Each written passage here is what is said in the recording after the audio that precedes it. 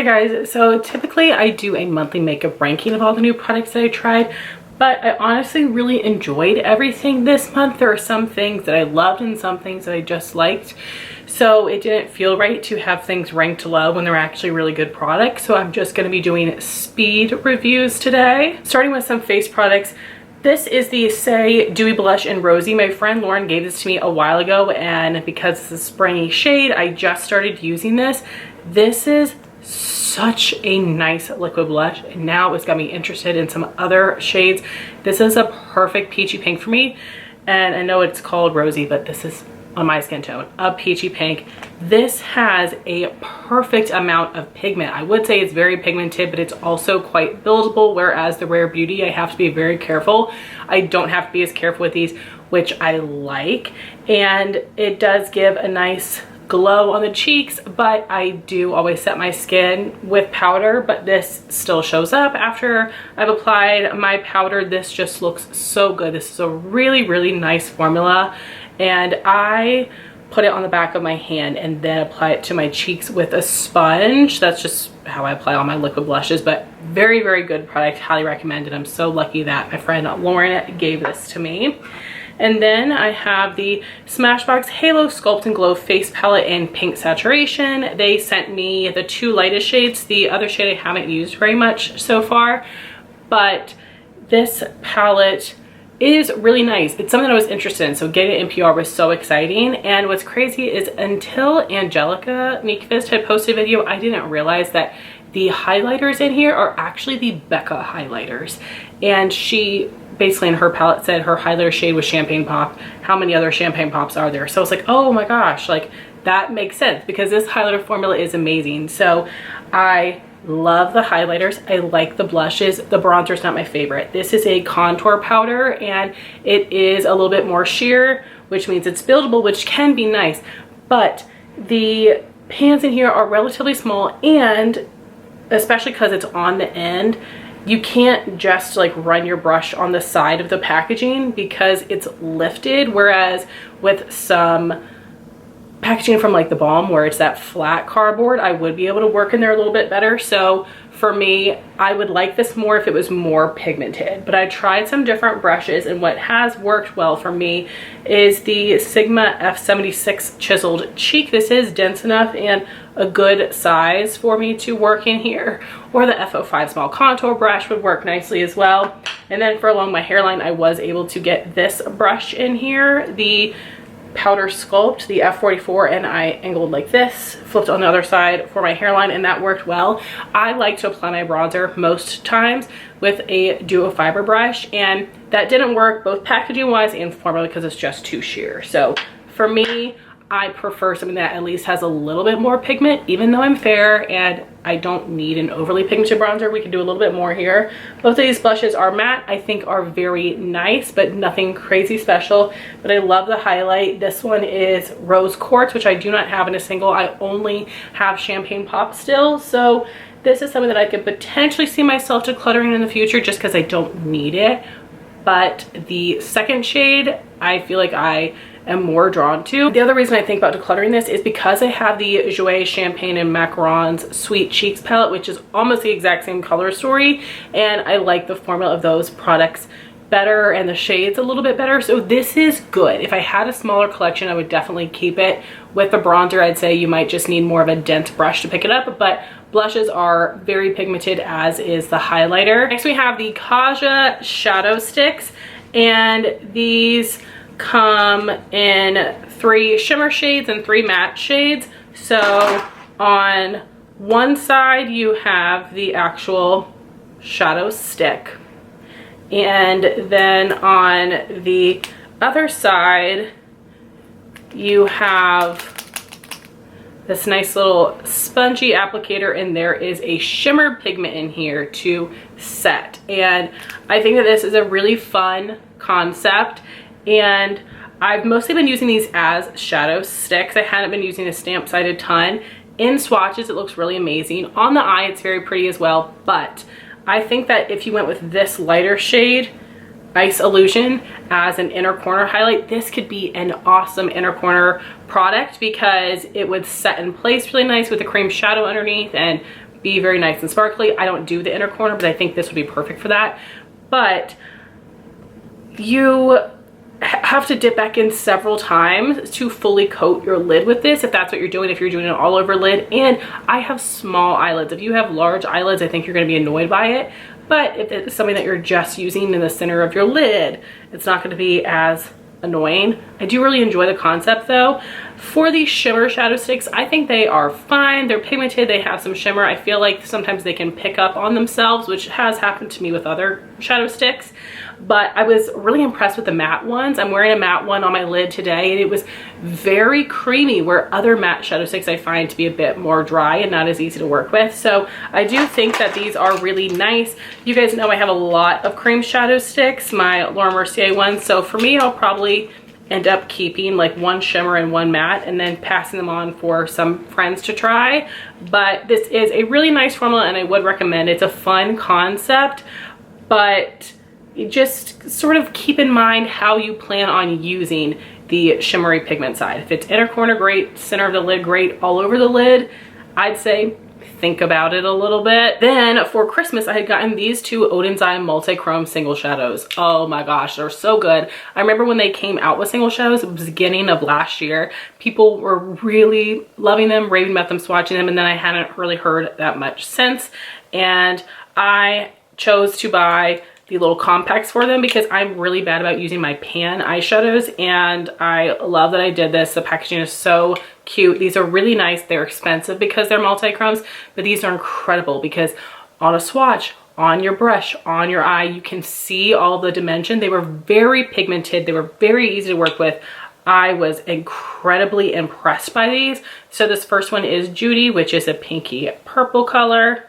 And then we have Isabella with some green and orange and yellow and some pink reflect. Super beautiful. So ooh, this one also has a little bit of a blue reflect. So beautiful. I definitely plan on buying more of these. I would love to hear your thoughts on the multi-chromes and just like their regular shimmer singles to see which other ones I should get.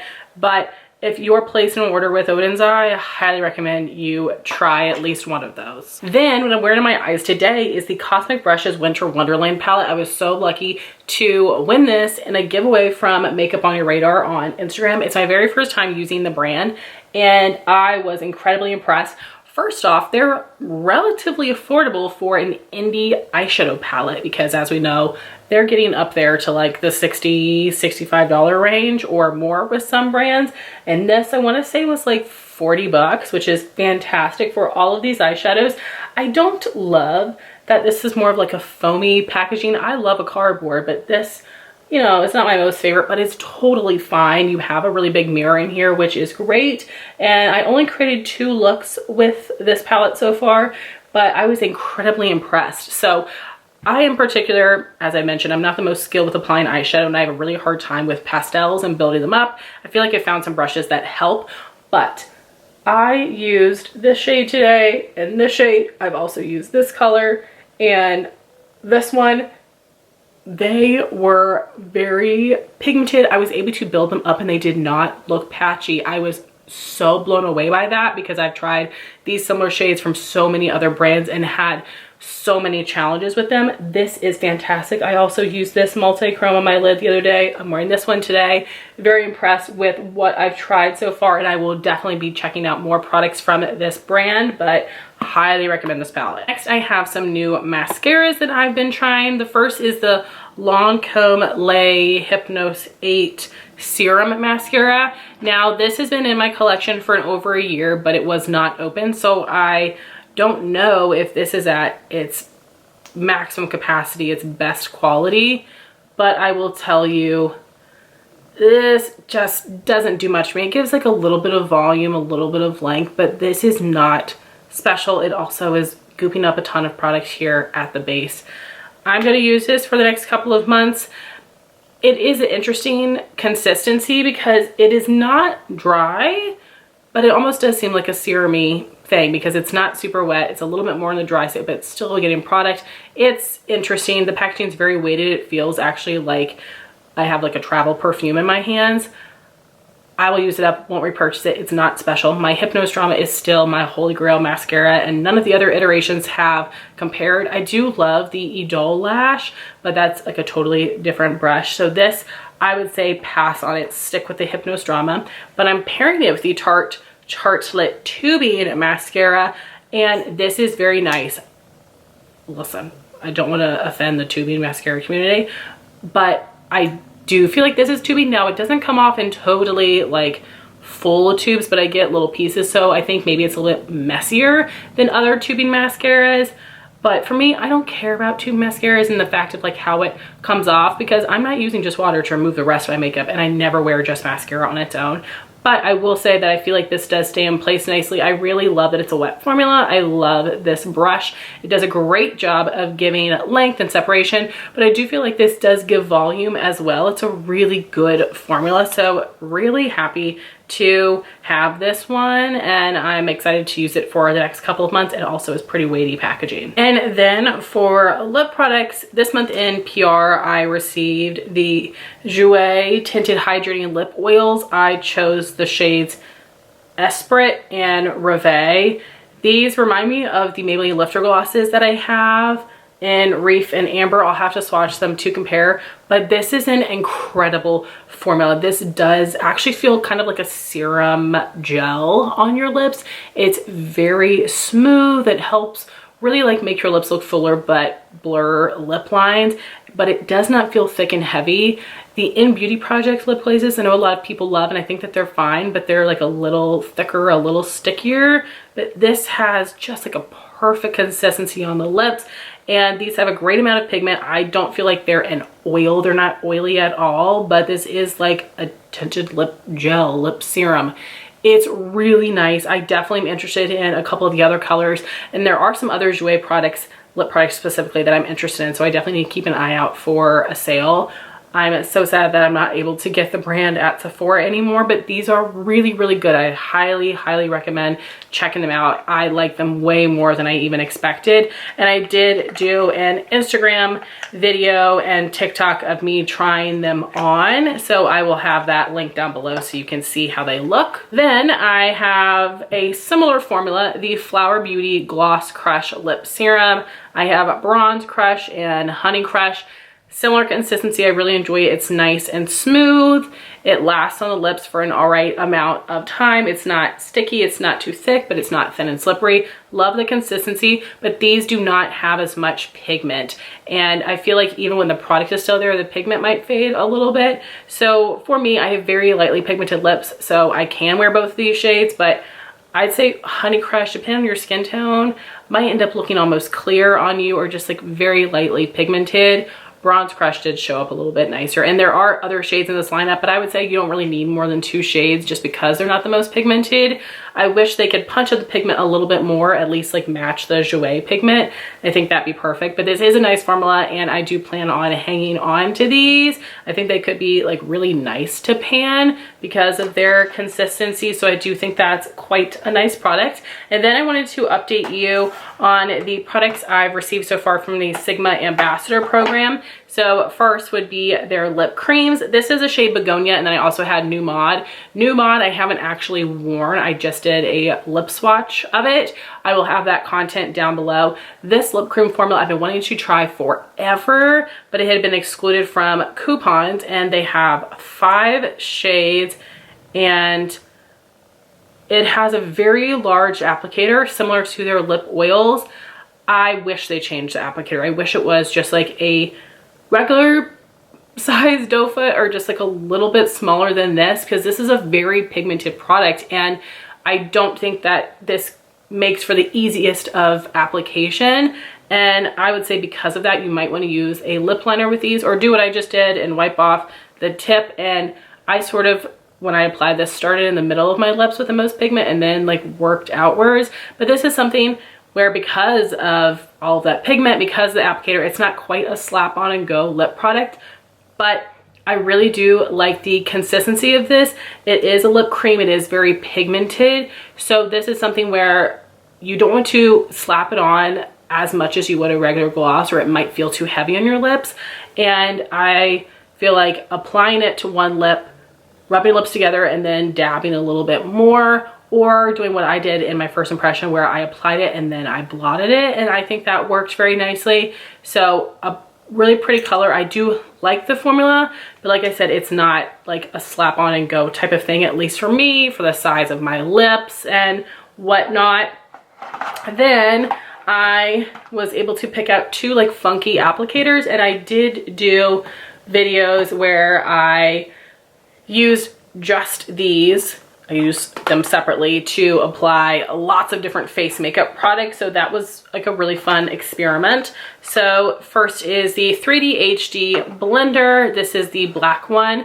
And I used this for foundation, concealer, loose powder, liquid bronzer, liquid blush. And I do think that it worked quite nicely. I love the texture of this sponge. I would love for them to come up with more sponges in different shapes. I just love the shape of my Real Techniques sponge the best. For what I use it for, it's perfect. But then I also like the original Beauty Blender for when I'm using liquid blushes, bronzers, and highlighters, and the Real Techniques more for just like my base makeup. So I do currently use 2 different sponges, and I think it would be nice to be able to do more steps with one sponge, but I would need to like wash it more, which is not a bad thing. But this is fun, and I think it'd be very interesting, but I don't think that this is going to replace my go-to sponge, but it definitely does work for all of those steps, and the quality of the sponge is really nice. So it's something I think I just need to play around with more. If you use this, I would love to know what steps you use it for. And then they had some funky shaped kabuki brushes, and out of all of them, this is the one that I felt like could be the most versatile. So this is the F87 Edge Kabuki. It's shaped like a triangle, and I use this for foundation, concealer, cream bronzer, and cream blush, and it did work quite nicely. And I think that I would probably like this best for foundation or for cream bronzer. It was quite nice, and of course Sigma has incredible quality. This is a really great dense kabuki, so I do think that this could be a helpful brush. But if you're deciding between this and then one of their more standard either like rounded kabukis or the flat top kabuki, you might want to use those. Even though I do think this is more versatile, those are easier to use. So it just depends what you're looking for, but again, the quality is great. Also, for the first time today, I'm wearing the Saltair Lip Oil Balm in Dragon Fruit, but I feel like I need to use this a few more times to review it, so you should be hearing my thoughts on this next month. But those are my thoughts on all of the new products that I tried this month. I would love to hear your thoughts if you guys have tried these products. And I want to thank y'all so much for watching this video. Please like, comment, and subscribe, and I'll talk to you soon. Bye, guys.